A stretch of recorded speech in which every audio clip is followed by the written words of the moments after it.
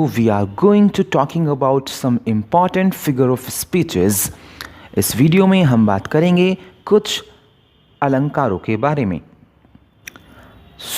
आज हमारा पहला फिगर ऑफ स्पीच है सिमिल। कुछ लोग इसे सिमिली पढ़ते हैं, लेकिन इसका सही प्रोनाउंसिएशन है सिमिल। सिमिल को हिंदी में कहते हैं उपमा अलंकार। Simile is a figure of speech in which a comparison is made between two different objects which have at least one common point. Simile वो फिगर ऑफ स्पीच है जिसमें एक कंपैरिजन किया जाता है दो अलग अलग ऑब्जेक्ट्स के बीच में और उनमें कम से कम एक कॉमन पॉइंट होना चाहिए। कंपैरिजन के लिए जो इसमें इस्तेमाल किए जाने वाले वर्ड हैं वो हैं सो, लाइक, एज। यानी किसी सेंटेंस में अगर आपको सिमिल फिगर ऑफ स्पीच पहचानना हो तो आपको सो, लाइक और एज वर्ड उस सेंटेंस में मिलेंगे। Example, life is like a dream. इस सेंटेंस में लाइफ का कंपैरिजन ड्रीम से हुआ है, यानी जीवन को ड्रीम बताया गया है और सेंटेंस में लाइक वर्ड आ रहा है। हर face is like a moon. यहां पर हर फेस, उसके चेहरे की तुलना चांद से की गई है और सेंटेंस में लाइक वर्ड है। अगला फिगर ऑफ स्पीच है मेटाफोर, जिसे हिंदी में रूपक अलंकार कहते हैं।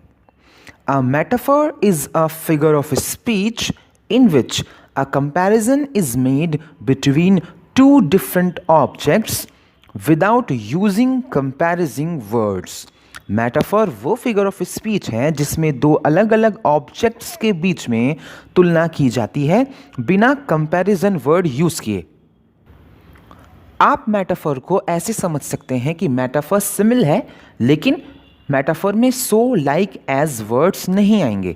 जैसे एग्जाम्पल, लाइफ इज ड्रीम। यहाँ पर भी लाइफ की तुलना ड्रीम से की गई है, जीवन को सपना कहा गया है, लेकिन लाइक, सो, एज वर्ड का इस्तेमाल नहीं किया गया। एक example, he is the star of the family. वह परिवार का सितारा है। यहाँ पर ही की तुलना स्टार से की गई है और सेंटेंस में एक भी कंपैरिजिंग वर्ड नहीं है। हमारा तीसरा फिगर ऑफ स्पीच होगा पर्सोनिफिकेशन। हिंदी में कहते हैं मानवीकरण। Personification is a figure of speech in which lifeless objects and abstract ideas are thought of as living beings. Personification वो फिगर ऑफ स्पीच है जिसमें लाइफलेस ऑब्जेक्ट्स यानी निर्जीव वस्तुओं, विचारों को लिविंग बीइंग्स यानी सजीवों की तरह दर्शाया जाता है। Example, love is blind. प्यार अंधा है।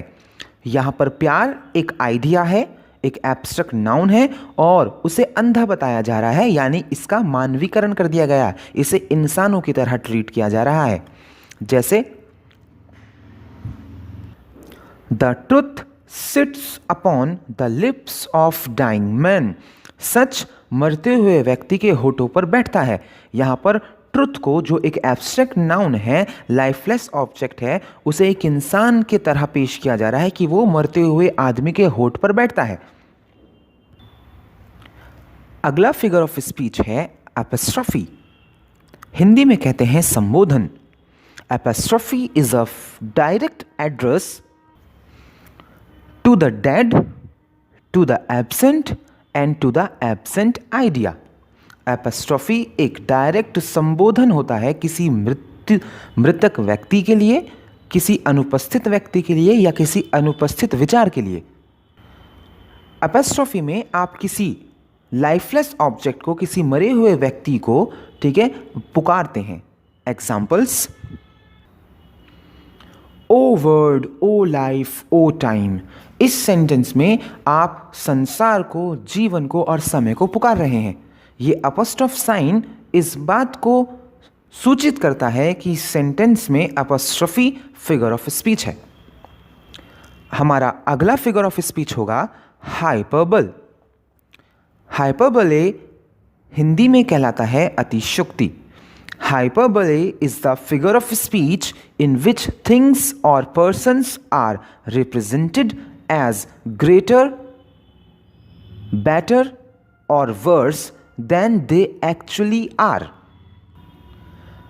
हाइपरबले एक ऐसा फिगर ऑफ स्पीच है जिसमें हम वस्तुओं को और लोगों को ऐसे रिप्रेजेंट करते हैं, या तो बहुत ज़्यादा महान बताएंगे, बहुत ज़्यादा बेहतर बताएंगे, बहुत ज़्यादा ख़राब बताएंगे, ठीक, जैसा वो एक्चुअली में होते हैं, उससे ज़्यादा ख़राब या उससे ज़्यादा महान।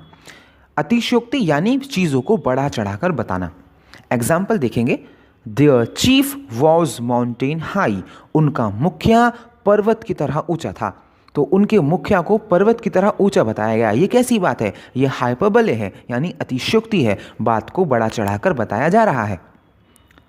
Example, she shed oceans of tears, उसने आंसुओं के समुद्र बहा दिए। ये बढ़ा चढ़ाकर बात की जा रही है। अगला फिगर ऑफ स्पीच होगा ऑक्सीमोरॉन। ऑक्सीमोरॉन हिंदी में बोलते हैं विरोधाभास। Oxymoron is the figure of speech in which two opposite ideas are put together. Oxymoron एक ऐसा फिगर ऑफ स्पीच है जिसमें दो विरोधी विचारों को एक साथ रखा जाता है, इसीलिए इसे विरोधाभासी बोलते हैं।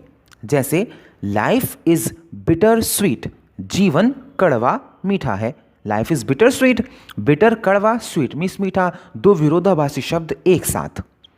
जैसे having nothing he has all, having nothing he has all, कुछ ना होते हुए भी उसके पास सब कुछ है। तो उसके पास कुछ नहीं है, उसके पास सब कुछ है, ठीक। तो ये विरोधाभासी बातें कही जा रही हैं, यही ऑक्सीमोरॉन है। हमारा अगला फिगर ऑफ स्पीच है ओनोमैटोपोइया, ध्वनि सूचक। Onomatopoeia is the figure of speech in which the sound suggests its meaning. Onomatopoeia वो फिगर ऑफ स्पीच है जहां पर साउंड यानी ध्वनि उसके मीनिंग को बताती है। एग्जाम्पल, द डॉग बार्क्स, यहां पर बार्क आ गया जिसका मतलब है भौंकना। द स्नेक हिस, यहां पर हिस आ गया जिसका मतलब होता है जो स्नेक आवाज निकालता है। तो ओनोमैटोपोइया में साउंड्स की बात चलती है।